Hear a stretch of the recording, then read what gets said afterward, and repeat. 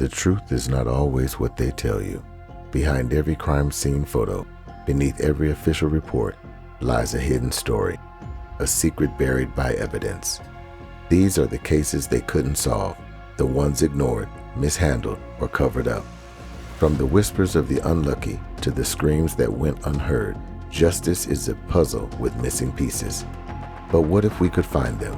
What if we could expose the secrets that were meant to stay buried? Welcome to the Secret Ledger, True Crime Files, where we don't just revisit crimes, we dissect them, we challenge, we expose.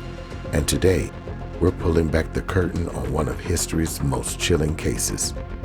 So, are you ready to face the truth? If so, then let us begin.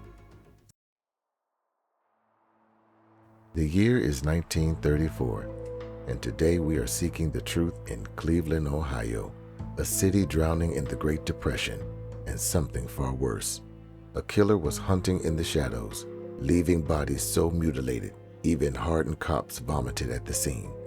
Heads severed, limbs arranged like puzzle pieces, and the most terrifying part, no one was ever caught for these crimes. This is the true story of the Cleveland Torso murders, and by the end of this video, you'll understand why this case still haunts America. But before we start, this story is 100% real and true. And if you think you've heard the worst of true crime, buckle up, because what you're about to hear, it will shake you. And if you're new here, welcome. Hit the subscribe button and hit the notification bell, because what's coming next, you are literally not going to believe. Act 1.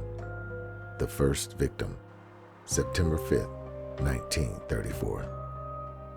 A homeless man walking near Kingsbury Run, a filthy, crime-ridden shanty part of town, stumbles over a burlap sack.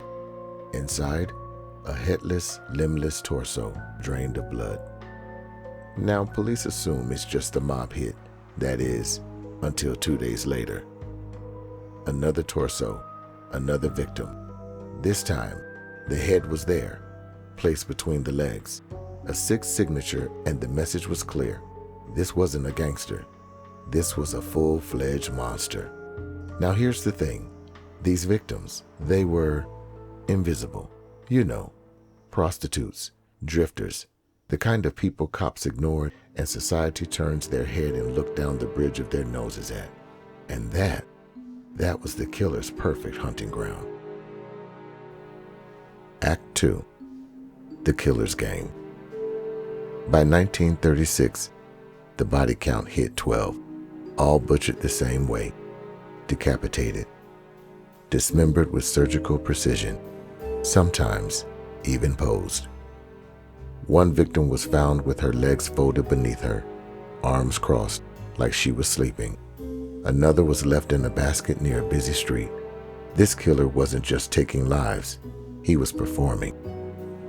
And if you are wondering about the police, well, they were clueless.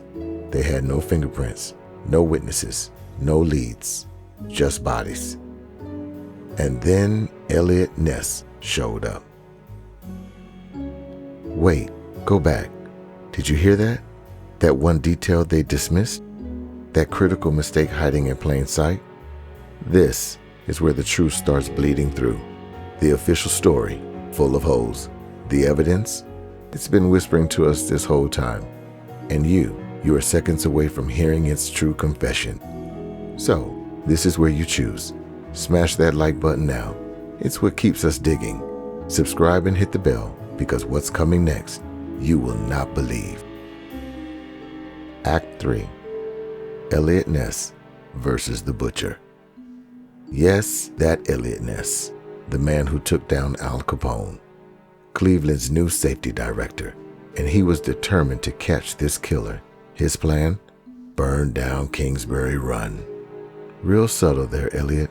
Real subtle. But guess what? It didn't work. The performance of the unaliving, it stopped. But not because Ness was a genius. Because the Butcher, he had already won. Now here's where it gets chilling. In 1938, a doctor named Francis Sweeney became the prime suspect, a brilliant surgeon with a sadistic streak. Now, Sweeney doled out medical supplies for the U.S. military during World War I before becoming a pharmacist and doctor back home in Cleveland. He was happily married, well, briefly, until his barbiturate addiction, heavy drinking, and violent outbursts led his wife to question his sanity.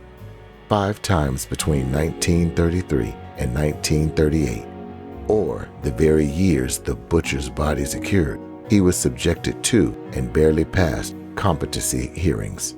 Ness was convinced of Sweeney's guilt, but worried about his family connections, so he quietly hauled him in for what ended up a 2-week interrogation.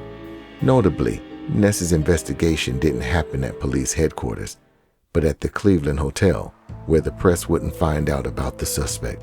Ness kept Sweeney isolated, without an attorney, and subject to endless hours of questioning. Sweeney never cracked. He met all police questions with witty asides and jibes, deflecting on everything. Even when asked his name, the suspect identified himself as Gaylord Sunheim before collapsing in a fit of spiteful laughter. But soon after his sit-down with Ness, Francis Edward Sweeney was placed into the first of many mental institutions where he would remain for the rest of his life. Meanwhile, the butcher of Kingsbury Run was never heard from again, nor the guilty party officially identified. Ness's failure to catch the Cleveland serial killer quickly took some of the brunish off of his reputation as one of the country's greatest lawmen, but so did his actions during those Cleveland years. Although he had made his name as a prohibition agent, Ness drank so much that he often careened about town like a sizzled frat boy. He was also a ladies' man, or as his second wife of 3 put it, Eliot screwed everything in a skirt. Act 4. The Unsolved Conspiracy. But what if the truth was buried? Of course, rumors swirled. Things were alleged, like, was the killer a doctor? Maybe a coroner? Did Ness really know who it was, but just couldn't prove it? Or worst of all, was there possibly more than one killer? Because of the level of surgical skill and the lack of blood at the crime scenes, this obviously wasn't just some back alley hack. This was someone who knew anatomy and who knew they were so meticulous that he could possibly get away with murder. This was someone who enjoyed it, and the most terrifying theory is that he never really stopped killing. He just simply moved on. Now both the Cleveland Police Department and the Cuyahoga County Coroner's Office used the latest scientific analysis to investigate the crimes of their time. Despite their best efforts, 10 of the 13 victims of the Torso murder remain unidentified to this very day. Well now, what do you think? Was it Sweeney? Was it a cover-up? Or something even darker? I would like to know your theories, because this case to this day is still unsolved and at a standstill. So let's shine the lights in the comment section, shall we? But remember to keep it respectful. We do not endorse hate on anyone, even in the comment section down below. And remember to drop the lantern emoji, just to let me know that you are with me in the seeking of truth. And if you want more real-life nightmares like this, smash the subscribe button and make sure to turn on the notifications so you never miss our videos. Oh, do you have a true crime case that you would like for me to look into? If so, email it to me at thesecretledger1@gmail.com. If your case is selected for investigation, I'll definitely shout you out in the video. And next time, we're diving into Lake Lanier, the tragedy and supernatural secrets. So until the next time, truth seekers, stay curious.